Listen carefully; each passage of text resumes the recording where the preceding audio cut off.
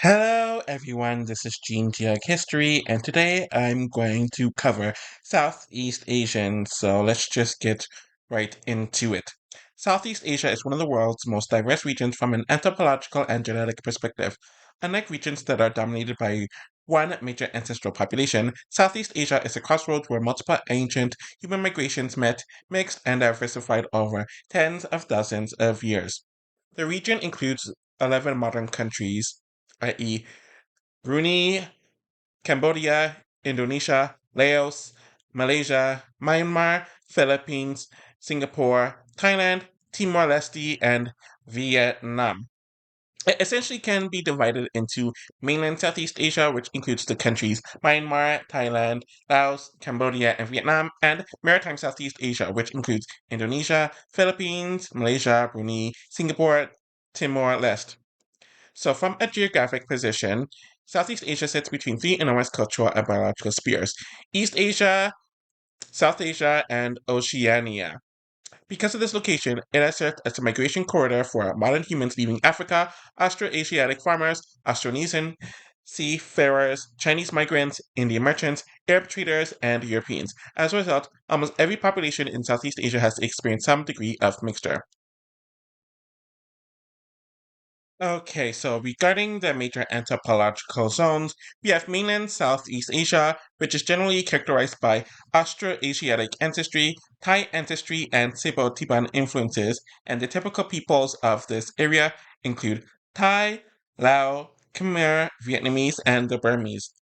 While main or maritime Southeast Asia is generally characterized by Austronesian ancestry, varying degrees of Papuan ancestry, and local indigenous ancestry, which includes the Malays, Javanese, Sundanese, Balinese, Filipinos, Dayaks, and Puigis. Eastern Asian Asia also includes places like the Maluku, West Papua, and Eastern Timor. Pretty much, they all show increasing Papuan ancestry, and this creates a transition towards Oceania.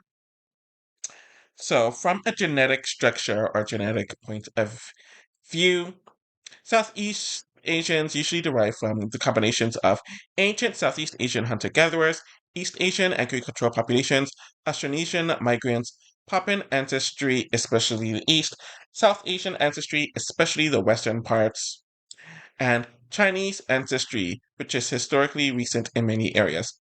Different populations have different proportions. So, for example, Vietnamese tend to have relatively high East Asian related ancestry mixed with older Southeast Asian ancestry, while the Javanese often combine Austronesian and indigenous Southeast Asian ancestries with some South Asian influence in parts of the island.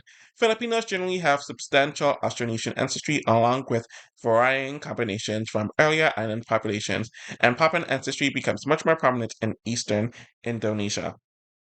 When it comes to the cultural diversity, religions include Buddhism, Islam, Christianity, Hinduism, and indigenous tradition. Historically, the region absorbed influences from China, India, the Islamic world, and Europe, while retaining many local traditions. Well, we are going to talk about why they and their descendants are grouped together today. So, obviously, the main reason is geographic origin. So, pretty much, they all trace their ancestry to the same broad region of the world, i.e., Southeast Asia. Southeast Asians come from Southeast Asia. It's mainly a geographic grouping first and foremost. The second reason is that they have shared historical development. So, although the region is extremely diverse, many societies experience overlapping historical influences, which includes the indigenous hunter gatherer populations, Austroasiatic and Austronesian expansions, Indian cultural influence, i.e., Hinduism and Buddhism, Chinese trade and migration, Islamic expansion, European colonialism, post colonial nation building. These shared historical experiences distinguish Southeast Asia from neighboring East Asia or South Asia, even though each country followed its own path. The third reason is diaspora communities. So when people migrate to countries like Canada, the United States, Australia, or the United Kingdom, they often become minorities in societies where people knew relatively little about the distinctions amongst Vietnamese, Filipinos, Indonesians, Cambodians, or others. As a result, communities were often grouped together under labels like Southeast Asian, ASEAN origin, so ASEAN origin. In some context, that's the acronym. This grouping can help with community organizations, advocacy, public health research, educational support, demographic statistics, while still recognizing that the communities are internally diverse. The fourth reason why they are grouped together are government and census categories. So many governments use broad regional categories for practical reasons. For example, a census may distinguish East Asian, Southeast Asian, South Asian, and West Asian rather than listing every single individual ethnicity. These categories make large scale demographic analysis more manageable but are not intended to imply that all of these groups within it are identical. The fifth reason is that there are many similarities but also important differences. Many Southeast Asian populations share certain broad patterns, such as long histories of rice agriculture, tropical or moonsun environments, extensive maritime trade, especially in island Southeast Asia, genetic contributions from ancient Southeast Asian and East Asian populations. However, there's enormous variation within the group. A Javanese, Indonesian, and a Vietnamese person may differ genetically, linguistically, and culturally as much as two Europeans from distinct parts of Europe. An Eastern Indonesian from this island, or from the island of New Guinea, has a much closer genetic relationship to neighboring Papuan populations than many mainland Southeast Asians. Indigenous Negrito groups in the Philippines and Malaysia represent some of the oldest surviving lineages in the region and have distinct histories from latter farming populations. So the category reflects a shared region, not a single ancestry. On to the timeline for Southeast Asians. So 65,000 to 50,000 BCE, this is when the first modern humans arrived. So modern humans, i.e. Homo sapiens, arrived from Africa via South Asia to Southeast Asia. These groups spread throughout mainland and island Southeast Asia. Some countries continue into Australia and New Guinea. They live as hunter gatherers, using stone tools and exploiting forests, rivers, and coasts. Descendants of some of these early populations survive today among certain indigenous groups, particularly in isolated forests and islands. So, from 40,000 to 10,000 BCE, the hunter gatherer Southeast Asia. So, the populations became established throughout the region. Regional cultures develop independently of one another.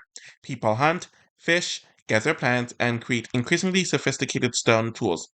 Rising and falling sea levels repeatedly reshaped the landscape. During the last ice age, many of today's Indonesian islands were connected into a larger landmass called Sunda. You learn something new every day. I want to get more into that.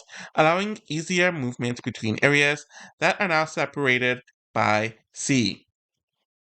So, from 10,000 to 4,000 BCE, this is the early villages. The climate warms after the Ice Age, forests expand, fishing becomes increasingly important, permanent and semi permanent villages appear, and pottery begins to spread. Different communities develop unique regional traditions. So from 4000 to 2000 BCE, agriculture arrives. Rice cultivation expands, domesticated pigs, chickens, and dogs become common, farming spreads throughout mainland Southeast Asia, and the population grows rapidly. This period sees migration of farming peoples from southern China who mix with existing populations. So from 2500 to 1500 BCE. So this is the Austronesian expansion. So this is one of history's greatest maritime migration beginnings. Austronesian speaking peoples moved from Taiwan, settled to the Philippines, spread throughout Indonesia and Malaysia, and eventually reach Madagascar in the west, and they expand into Micronesia and Polynesia in the east. These skilled sailors introduced advanced canoe technology, new crops, weaving, maritime trade. They mix extensively with earlier island populations. So from 1500 to 500 BCE. So this is the Bronze Age. Major developments include bronze tools, bronze drums, improved farming, social stratification, and long distance trade. One famous archaeological culture is associated with the region around present day Thailand. So from 500 BCE to 200 CE, this is the Iron Age. Iron tools greatly improve farming, warfare, and construction. Trade expands with India and China, where small kingdoms begin to emerge here. So from the 1st to 6th century CE, Indianized kingdoms. So Indian merchants and religious teachers introduced Hinduism, Buddhism, Sanskrit, Indian political ideas, and writing systems. Early important kingdoms include Funan, Chenla, and Devarvati. Indian influence is profound but blends with existing local cultures rather than replacing them. So, from the 7th to 13th centuries, this is when the maritime empires take place. So, several great civilizations flourished, like the Srivijaya, which controls maritime trade based on Sumatra, dominates shipping through the Strait of Malacca, and is a major center of Mahayana Buddhism. We also have the Khmer Empire, which builds Angkor, vast irrigation systems, and monumental temples. It is one of Southeast Asia's greatest civilizations. And then we have the Peking Kingdom in present day Myanmar, which unifies much of the region. Builds thousands of Buddhist temples around this time too. So on to the 13th to 15th centuries, and here's where new kingdoms start to emerge as power shifts happen across Southeast Asia. Major states include Ayutthaya, which is now Thailand, Langsang, which is now Laos, Majapahit, which is now Indonesia, and Dai Viet, which is now Vietnam. I apologize for the words that I'm almost positive I mispronounced by accent. Majapahit becomes one of the largest empires in Indonesian history. Islam begins to spread rapidly throughout maritime Southeast Asia via trade. So now we are in the 15th to 17th centuries, which is the Islamic expansion. So Islam spread across Indonesia, Malaysia, Brunei, and southern Philippines. It arrived primarily through merchants rather than conquest. Many local rulers convert encouraging wider adoption. Meanwhile, mainland Southeast Asia remains primarily and predominantly Buddhist. The Philippines later becomes primarily or predominantly Christian after the Spanish colonization. So, from the 16th to 19th centuries, we have the European colonial era. So, European powers arrive. Major colonial powers include Portugal, Spain, the Netherlands, Britain, and France. Colonial control develops unevenly. Spain colonizes the Philippines. The Dutch dominate much of Indonesia. Britain controls Burma, which is now Myanmar, and Malaya. France establishes French China, which is Vietnam, Laos, and Cambodia. Thailand remains the only major Southeast Asian state that avoids former colonization, acting as a buffer between British and French empires. Colonialism reshapes economies, borders, education, infrastructure, and political institutions. So from the 1940s to 1970s is independence. So after World War II, most colonies seek independence. So Philippines gained it in 1946, Indonesia gained it in 1949, Vietnam did it, or they declared it in 1945, though prolonged wars followed this. Malaysia got independence in 1957, Singapore did it in 1965, Brunei did it in 1984, and Timor-Leste did it in 2002. The Cold War strongly affected the region, especially Vietnam, Laos, and Cambodia. In 1967, ASEAN, which is the Association of Southeast Asian Nations, is founded by Indonesia, Malaysia, the Philippines, Singapore, and Thailand. Its goals include regional stability, economic cooperation, and political dialogue. It later expands to include nearly all Southeast Asian countries. In the late 20th century, rapid industrialization occurs in Singapore, Malaysia, and Thailand. Vietnam begins major economic reforms in the 1980s. Indonesia becomes one of the world's largest emerging economies, and tourism grows across the region. And the final point in this timeline is the 21st century. So today, Southeast Asia is home to more than 690 million people and is one of the world's fastest growing regions. Key characteristics include remarkable ethnic and linguistic diversity, some of the world's busiest maritime trade routes, major manufacturing and technology hubs, rapid urbanization, rich cultural and religious traditions, and growing geopolitical importance due to its location between the Indian and Pacific Oceans. So now it's time to talk about the average phenotype of Southeast Asians. So before I even get into that, and I do this with every single video, there is no single Southeast Asian phenotype because Southeast Asia is a very genetically and ethnically diverse region. However, if you were to describe the most common or average phenotype amongst or across the region, especially among the large Austronesian, Austroasiatic, Thai, Kadai, and many Sino-Tibetan speaking populations, it would somewhat look like this. So, when it comes to the skin tone, the most common skin tone falls in the light to medium brown range. So, northern populations, so northern Vietnam and parts of Myanmar, tend to average slightly or somewhat lighter. Equatorial populations, so Indonesia, Malaysia, southern Philippines, tend to average somewhat darker due to geography and ancestry. And individual variation is also substantial within every single country. When it comes to their hair, the average Southeast Asian person tends to have black or very dark brown hair, thick hair shafts, straight hair most commonly, slightly wavy hair is also fairly common.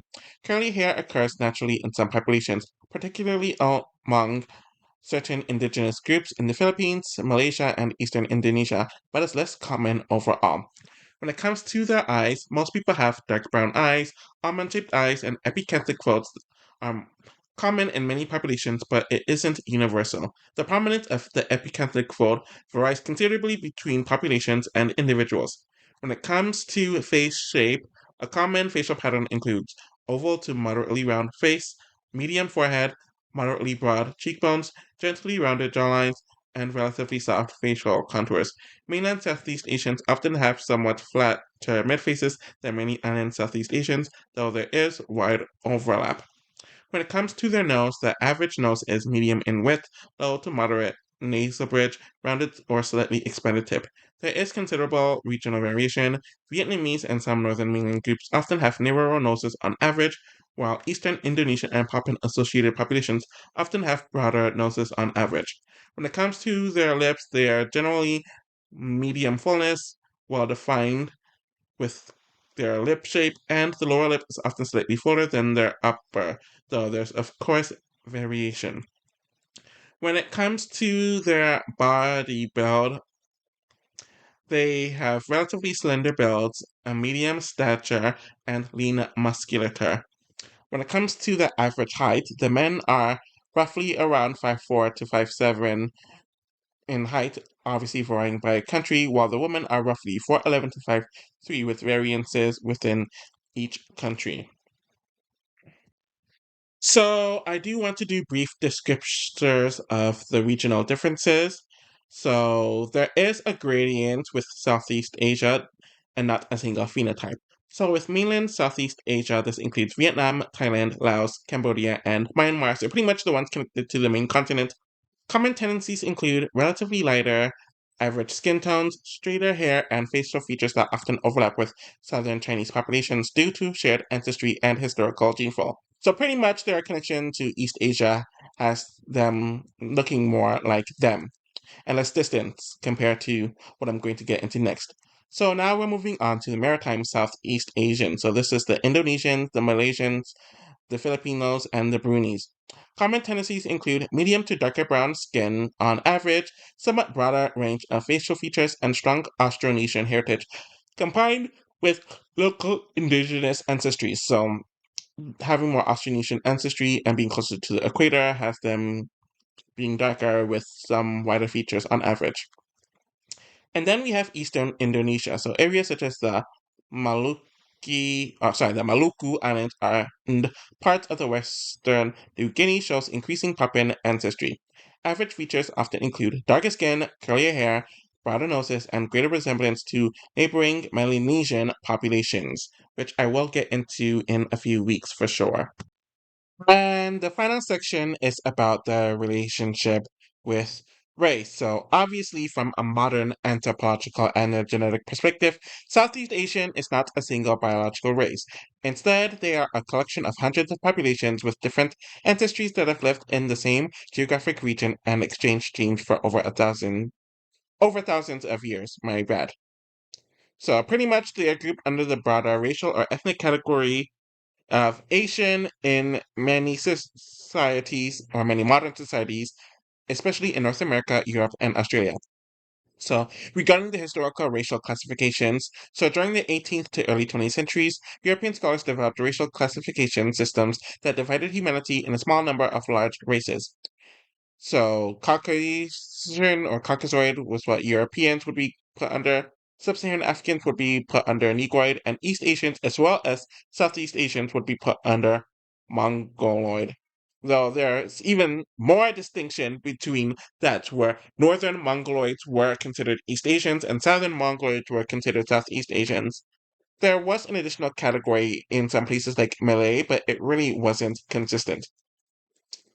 So, anthropology today focuses on population history, ancestry, genetics, archaeology, language, and culture rather than biological races. Though genetic studies do show that Southeast Asians do not form one discrete, isolated cluster. Instead, they represent overlapping populations with varying contributions from ancient Southeast Asian hunter gatherers, East Asian related farming populations, Austronesian speaking migrants, Papuan related populations, especially in eastern Indonesia, South Asian ancestry in some regions, and later Chinese and other historical migrations. So, why were they often and why are they often called Asian? So, in countries like Canada and the United States, Asian is primarily a broad social category, not a biological one. It usually includes people whose ancestries are from East Asia, Southeast Asia, and South Asia. Sometimes it includes people of Central or West Asian ancestry or from Central West Asia too, but it really depends on the context. But within that broad category, people often identify more specifically as Vietnamese, Filipino, Thai, Indonesian, Cambodian, Lao, Burmese, or Malaysian, or even by more specific ethnic identities such as Javanese, Khmer, Hmong, Dayak, or Cebuano. And within Southeast Asia itself, or the countries in Southeast Asia, they would often identify with their nationality or their ethnicity, or if they're in tribes that too, they wouldn't call themselves Asian on average. So that concludes my video on Southeast Asia. I did learn quite a few new things that I didn't know before researching this, so I did like that. I am going to finish up Africa with covering Southern Africa. Note that I'm not saying South Africa because South Africa is a country while Southern Africa is a region. Then I think I'm going to do Siberia just to wrap Asia up. Then I'm going to move on to Oceania. There's a few regions there that I'm going to discuss. I don't know how I'm going to handle North America for obvious reasons. I'm going to cover it eventually. Sorry, the Americas, not just North America. That also includes South America. I'm going to handle them, but it's probably going to be in a different way, and I might not be done soon. Anyways, I definitely have a lot of other ideas for this channel that I am working on, so just keep a lookout. Thank you all for watching, and I'll be back for more soon. Take care.